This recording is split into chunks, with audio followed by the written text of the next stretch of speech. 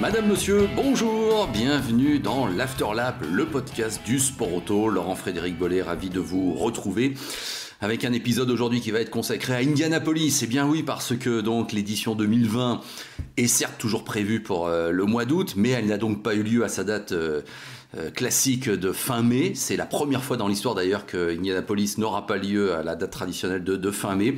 Je voulais profiter de l'occasion pour vous raconter une édition du passé d'Indianapolis qui moi m'a marqué d'ailleurs d'une certaine façon. Je reprends ma casquette de raconteur de grandes courses du passé du sport automobile et donc j'aborde pour la première fois Indianapolis, l'Indy 500 et en l'occurrence l'année 1989. Pourquoi je l'ai choisi ? Eh bien d'une part parce que son scénario a été assez génial et la fin de cette course absolument fabuleuse.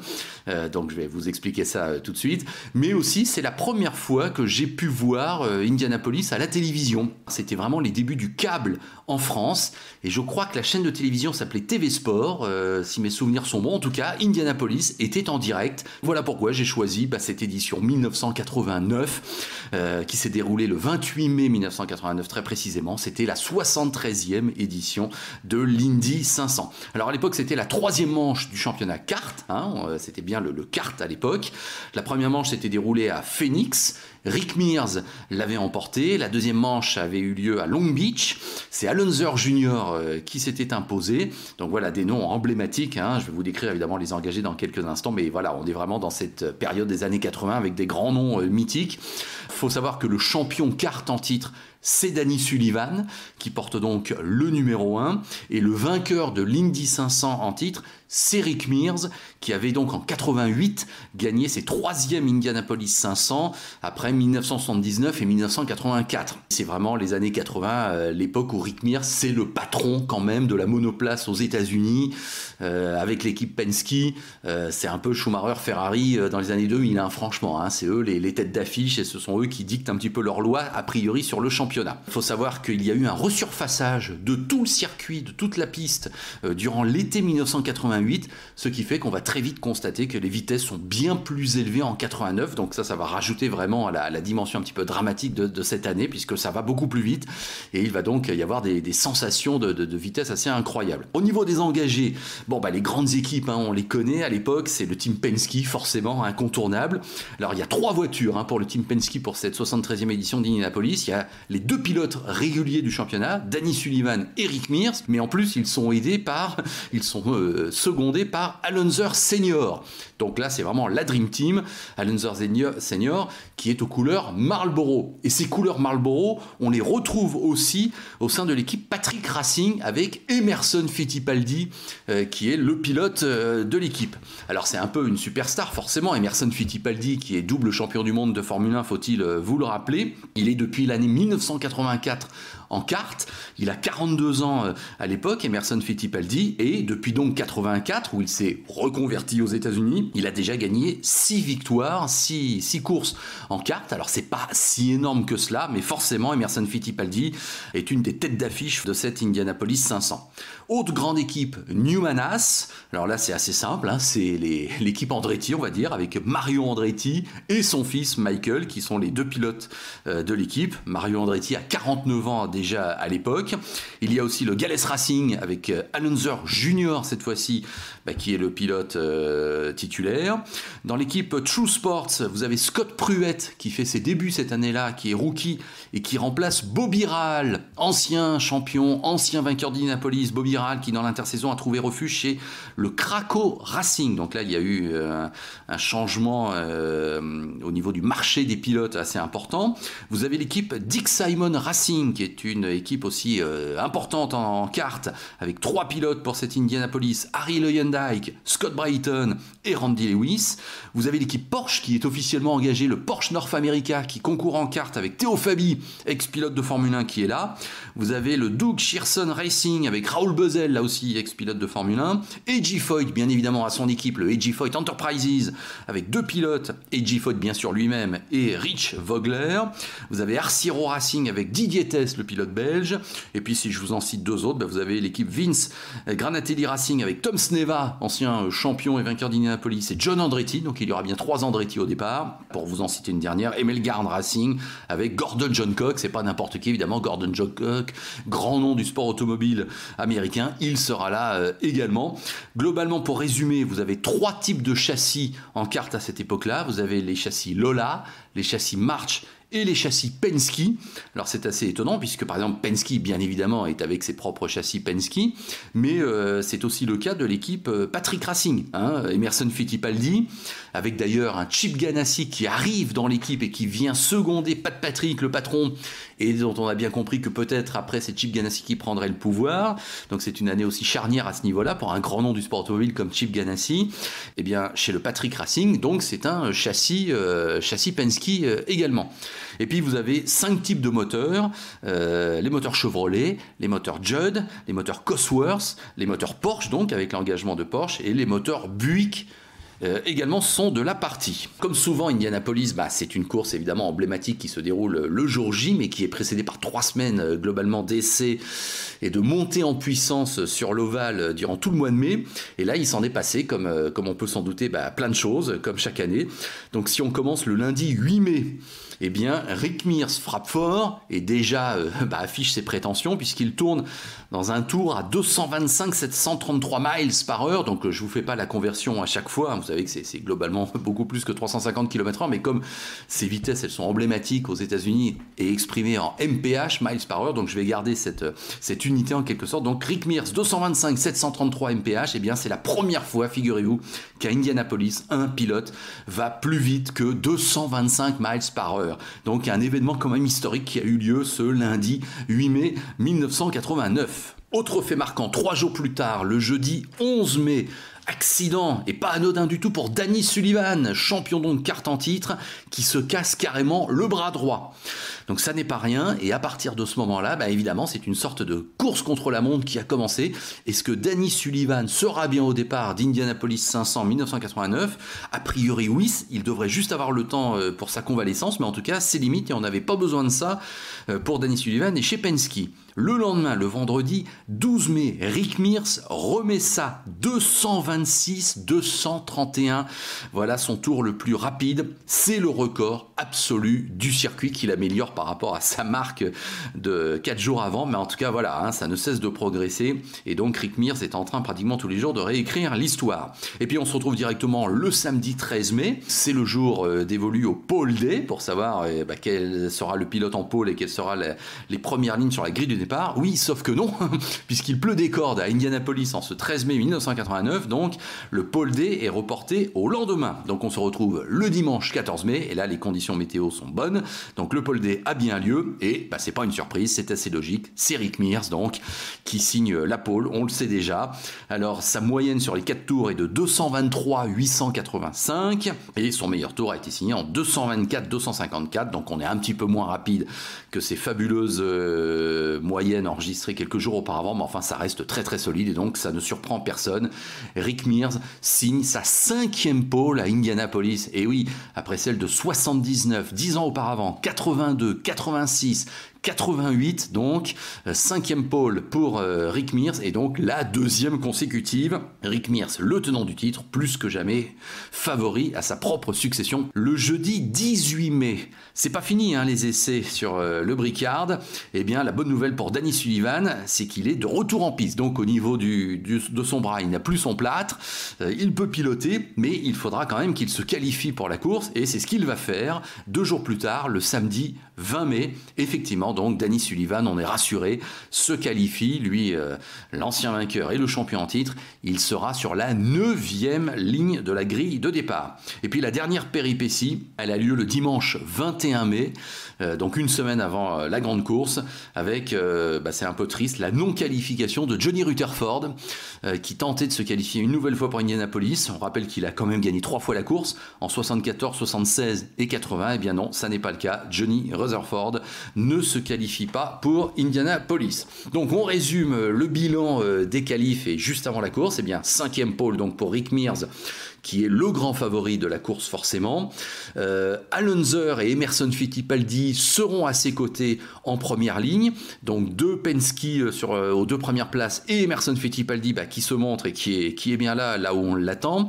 Il y aura 8 anciens vainqueurs au départ. Alors Rick Mears, Alonso, Mario Andretti, Bobby Rahal, A.J. Foyt, Tom Sneva, Gordon Johncock et Danny Sullivan. Il y a 4 rookies au départ, Scott Pruett, Didier Tess, Bernard Jourdain et John Jones, qui est canadien. Et ça fait en tout 10 nationalités qui sont représentées, donc américaines bien sûr. Les Brésiliens sont là.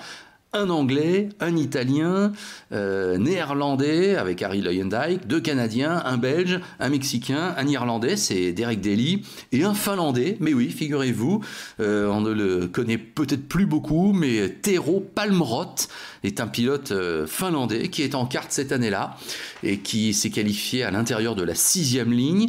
Il y a donc un Anglais, je vous en parlais, Jim Crawford, qui a terminé 6e à Indianapolis l'année précédente, en 1988, et qui s'est formidablement qualifié à l'intérieur de la 2e ligne, donc en 4e position. Alors je vous fais pas toute la grille, mais sachez que donc la première ligne c'est Mears, Unser et Fittipaldi, la 2e c'est Crawford, Mario Andretti et Scott Brayton, la 3e Bobby Rahal, Al Unser Jr. et Raoul Boesel, la 4e A.J. Foyt, Randy Lewis, un Américain, John Andretti, et la 5e, on va s'arrêter là, Theo Fabi, Gary Bettenhausen et Harry Luyendijk. Les relatives déceptions, c'est Michael Andretti seulement sur l'extérieur de la 7e ligne, Gordon Johncock au milieu de la 8e ligne avec Tom Sneva qui est lui aussi à l'intérieur de la 8e ligne, Danny Sullivan en a parlé seulement sur la 9e ligne. Et la dernière ligne, par exemple, c'est David Jones, Pancho Carter et Rich Vogler. Les festivités ont lieu avant course, comme d'habitude, et le gentleman Start Your Engines, comme c'est de coutume à l'époque, est prononcé par Mary Fendrich Ullman, qui a 84 ans à l'époque. Donc, vous le savez, c'est la femme, la veuve de Tony Ullman, qui lui est décédé en 1977. Tony Ullman, c'est l'homme qui avait racheté le Speedway en 1945 et qui en était donc le propriétaire. La course va donc pouvoir démarrer à l'heure dite avec des bonnes conditions météo. Et il y a déjà un fait marquant dès le tour de chauffe avec une voiture qui se met sur le bas-côté. Et ben oui, c'est Gary Bettenhausen.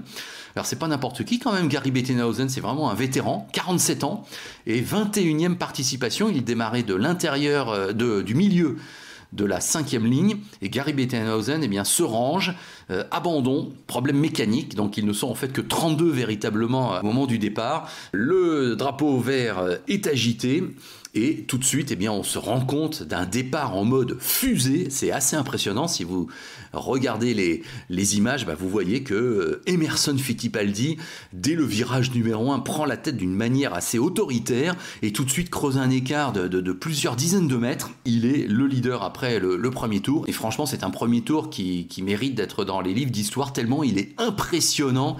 On va passer directement au 4e tour où là, il y a un événement très important puisqu'il y a un terrible accident pour Kevin Kogan. D'ailleurs, je vous laisse écouter la réaction à ce moment-là de la télévision américaine qui est évidemment en direct pour retransmettre Indianapolis. And an accident, the 11 car, that's Kevin Kogan up on its side in the pit area. A serious accident in the pit area, but look at Kogan, the car cut in half. The car in half, but Kevin Kogan climbs out. This accident occurring up at the head of the pit area. The crews are there, no fire, and once again, a tribute to the safety of these cars. Kevin Kogan climbs out of his broken and split machine. Voilà, accident pour Kevin Kogan qui s'est craché à l'entrée en fait de la pit lane. C'est-à-dire qu'il a rebondi sur le mur et il est allé ensuite s'encastrer sur l'entrée de la pit lane et sa voiture est vraiment coupée en deux. C'est une image absolument terrible. Il faut bien en avoir conscience que là on a tous frémi et quand on voit Kevin Keoghane qui sort de sa voiture et qui court tout de suite, c'est vrai qu'on n'en croit pas ses yeux. Un accident vraiment effroyable. Alors Kevin Keoghane, pour vous en parler un petit peu, il a 33 ans à l'époque et c'est un pilote un petit peu controversé, californien, qui est responsable d'un micmac au départ de Indianapolis en 82, donc 7 ans auparavant, puisque en fait il s'est loupé au départ, il a foutu en l'air, si je puis me permettre, Mario Andretti et J. Foyt. Donc quand vous avez un jeune pilote qui part en toupie et qui met hors course avant même le départ de la course des légendes comme Mario Andretti ou J. Foyt, oui, vous comprenez bien que ça s'était pas très bien passé cette histoire et Kevin Keoghane avait été vraiment critiqué pour cela. C'est un ancien pilote qui a essayé aussi de percer en Formule 1, qui n'y est pas complètement parvenu. Bref, voilà, un pilote un petit peu sur la sellette, mais qui fait partie du jeu. Mais en tout cas, là, évidemment, personne ne lui souhaitait de se cracher comme ça et on est évidemment content qu'il soit indemne. Mais enfin, c'est une des images choc, véritablement. Il y a un des grands crashs de l'histoire d'Indianapolis que celui de Kevin Keoghane en 1989. À ce moment-là, donc en tout cas, c'est toujours Emerson Fittipaldi qui domine les débats de manière assez évidente. On passe au 42e tour sur les donc 200 au programme, vous le savez. Alors 42e tour, c'est très important. Abandon pour Danny Sullivan. Et oui, le champion en titre, pilote Penske, Danny Sullivan doit renoncer sur problème mécanique. Donc là, évidemment, c'est un coup dur pour l'équipe et un coup de théâtre qu'on n'attendait pas. Et il y a d'autres abandons prestigieux qui vont se succéder. C'est vraiment un petit peu un jeu de massacre qui commence. 56e tour, abandon pour Tom Sneva. Incendie au stand, mais là aussi, c'est un ancien vainqueur, c'est pas n'importe qui. 59e tour, 3 tours plus tard, abandon pour Bobby Rahal, cette fois-ci. Problème mécanique. Et puis 69e tour, abandon pour Al Unser. La légende aussi, Al Unser, qui lui a un problème d'embrayage. Ça fait déjà 2 pilotes Penske au tapis. Il n'y en a plus qu'un, c'est Rick Mears. Mais Rick Mears, depuis le début de la course, il est clairement dominé par Emerson Fittipaldi. Ça commence à sentir très mauvais pour l'équipe Penske. 88e tour, ça y est, enfin, un rival se positionne vraiment face à Emerson Fittipaldi, c'est Michael Andretti qui est le nouveau leader. Donc à ce moment-là, il y a une vraie bataille pour la première place entre Michael Andretti et Emerson Fittipaldi, et on comprend bien que derrière, c'est Al Unser Jr. qui montre le bout de son nez, et on comprend à ce moment-là, globalement, que la lutte pour la victoire devrait opposer ces 3 pilotes qui sont les plus solides depuis le départ, et donc cette bataille, a priori, ne concernerait pas Rick Mears, et d'ailleurs, la preuve, c'est qu'au 114e tour, abandon pour Rick Mears, là aussi, incroyable mais vrai, problème moteur pour le tenant du titre, la star du kart à ce moment-là. Le bilan, il est simple, il n'y a plus de Penske dans la course. Allez, on va passer directement au 154e tour. La situation se tend avec Michael Andretti qui reprend la tête. Globalement, en fait, c'est simple, entre Michael Andretti et Emerson Fittipaldi, ces 2 pilotes ont été en tête tout le temps à partir du 37e tour. C'est vraiment une bataille à 2 avec Al Unser Jr. derrière, donc en embuscade, je vous l'ai dit.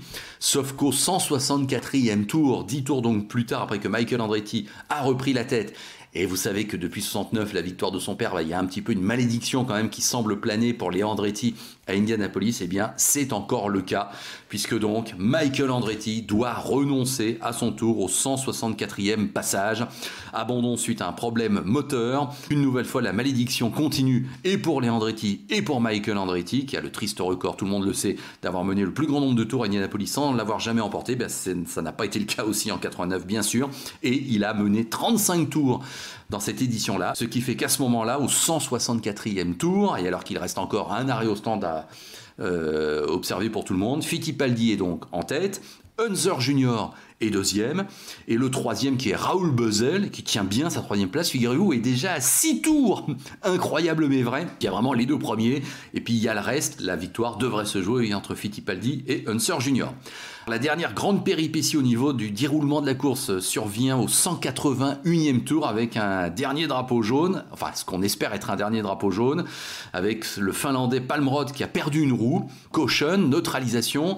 Tout le monde rentre au stand et Fittipaldi a un petit souci, il manque de caler au stand et c'est Al Unser Jr. qui ressort leader. Al Unser Jr. se positionne de plus en plus pour peut-être mettre tout le monde d'accord et aller gagner la course et donc remporter ses premières 500 miles d'Indianapolis. Et c'est à ce moment-là que la télévision américaine commence à faire une bonne dramaturgie comme ils savent faire, c'est-à-dire que ça y est, on commence à avoir en incrustation les visages des deux femmes respectives de nos deux champions. Alors vous avez d'un côté Shelly Unser et de l'autre Teresa Fittipaldi, alors qui les images sont assez frappantes.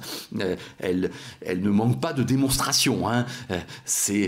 On prie le ciel, on croise les doigts, on crie avec l'entourage, enfin elles vivent ça à 200% et les deux femmes sont aussi motivées que leur mari pour aller gagner Indianapolis. Le restart a lieu au 186e tour. On est parti pour l'emballage final, les 14 derniers tours. Qui va gagner? La bataille Fittipaldi-Unser Jr. bat son plein. Et au 196e tour, alors que Fittipaldi globalement contrôlait la situation, eh bien, imperceptiblement, mais dixième après dixième, Al Unser Jr. est revenu au contact de Fittipaldi. Et au 196e tour, Unser Jr. prend la tête. Et on peut penser à ce moment-là qu'effectivement, il a fait le plus dur, car tout de suite, il arrive à creuser un petit écart d'environ 100 mètres. Et comme il ne reste plus que 3 tours, globalement, là, on peut avoir le sentiment que Fittipaldi a laissé passer sa chance et que c'est Al Unser Jr. effectivement qui va gagner. Sauf que on s'aperçoit qu'il y a du trafic devant Al Unser Jr. et on pressent qu'effectivement, ça va être un petit peu embêtant pour lui, car il y a 4 voitures qui se présente à lui. Il faut savoir aussi qu'à l'époque, quand on voit les images, c'est assez flagrant, les pilotes n'hésitent pas à mordre à l'intérieur de la ligne blanche qui délimite l'intérieur du circuit, c'est assez flagrant. Mais sauf qu'au 198e tour, dans la ligne droite opposée, Al Unser Jr. se retrouve vraiment coincé derrière le trafic et là, il n'y va pas complètement. Il marque un petit temps d'arrêt, ce qui permet à Emerson Fittipaldi de se mettre derrière lui et de surtout tout de suite déboîter vers la gauche. Et là, effectivement, on peut penser qu'Unser Jr. a raté son occasion et que Fittipaldi a été très décidé dans sa manœuvre et qu'il revient à la hauteur d'Unser Jr. Donc la situation est absolument fabuleuse. Vous avez les deux voitures quasiment côte à côte à l'amorce du virage numéro 3. Fittipaldi à l'intérieur et qui mord complètement à l'intérieur, Unser Jr. qui essaie de résister au milieu et puis une voiture donc du trafic qui est à l'extérieur. Donc là on est vraiment à la fin du 198e tour et side by side going into turn 3, Emo down low in the middle of the track and Emo may have it. They almost touch the wheels and then to the wall is Al Jr. Emo continues on. La télévision américaine en direct, eh bien, ce qui devait peut-être arriver est arrivé, vous l'avez compris, les deux hommes se sont touchés. Accrochage entre Fittipaldi et Al Unser Jr. et la conséquence, elle est immédiate. Al Unser Jr. part en toupie et va taper le mur, là où Fittipaldi réussit à contrôler sa Penske et conserve sa trajectoire. Au 199e tour, eh bien, forcément, neutralisation. Et comme on sait qu'évidemment, il ne reste plus qu'un tour, eh bien, la course va se terminer sous drapeau jaune. Et c'est donc bien Emerson Fittipaldi qui va remporter cette 73e édition. Inutile de vous dire que c'est évidemment la désolation la plus terrible chez le clan Unser, avec Shelly Unser, sa femme, qui est en larmes. Et puis, on voit surtout qu'une fois qu'il est sorti de sa voiture, Al Unser Jr. Se met au bas du speedway, au niveau de l'herbe, mais vraiment là au niveau de la piste, et attend le prochain passage d'Emerson Fittipaldi pour bien lui montrer qu'il n'est pas du tout content de cette histoire. Et donc il y a un geste que l'on devine à la télévision de dépit terrible pour Al Unser Jr. Oui, on est obligé de compatir pour Al Unser Jr., ça c'est sûr, qui se retrouve dans le mur alors qu'il ne restait plus qu'un tour et demi et qui avait peut-être fait le plus dur, sauf que on revient quand même là-dessus, c'est évident qu'il était en train de se faire doubler de nouveau par Emerson Fittipaldi et qu'il avait un petit peu loupé le coche avant.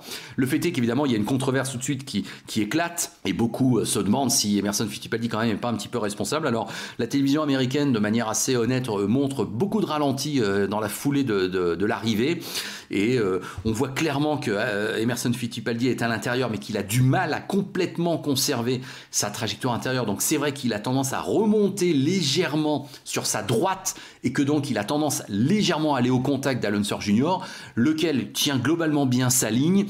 Mais on ne peut pas dire que c'est un attentat d'Emerson Fittipaldi. Moi, je vous avoue qu'en direct, puisque j'ai vu donc cette course, c'est ce que je vous disais en ouverture, Sur le moment, effectivement, j'ai accusé un petit peu Emerson Fittipaldi d'avoir mis son adversaire dehors. Oui, c'est un petit peu l'impression que ça nous donnait parce qu'il était à l'intérieur et qu'il dérive légèrement sur sa droite et donc le pauvre Al Unser Jr.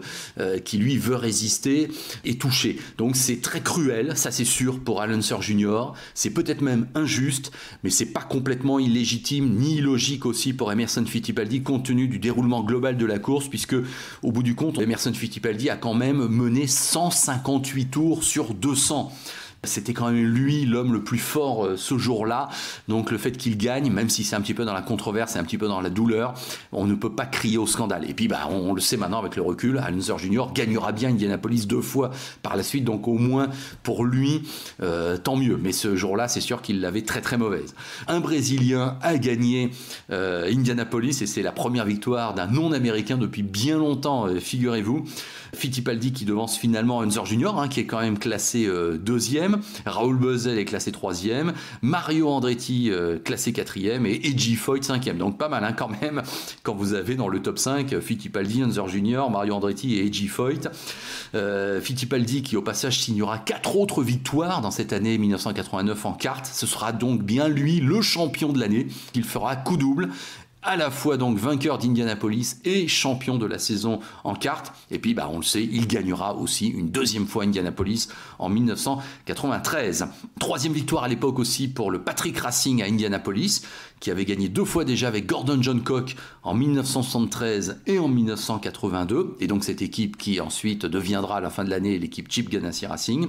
On peut aussi dire, pour conclure au niveau des petites anecdotes, qu'Emerson Fittipaldi devient le premier pilote de l'histoire d'Indianapolis à gagner plus d'1 million de dollars de prix par rapport à sa victoire et aux différentes primes bonus. Voilà, donc histoire un petit peu de compenser la non-présence pour l'instant de l'édition 2020 de l'Indy 500. Voilà, je vous ai raconté Indianapolis 1989 et vous avez vu que c'était effectivement une édition assez passionnante. Mais évidemment, on a hâte de se retrouver au mois d'août en espérant que tout se passe bien et que Simon Pagenaud puisse bien défendre sa couronne, lui le Français vainqueur d'Indianapolis en 2019. Merci de votre attention. Donc l'After Lab, vous le savez, c'est le podcast du sport auto. C'est un épisode nouveau toutes les semaines. Je vous donne d'ores et déjà rendez-vous la semaine prochaine. Salut à tous, merci.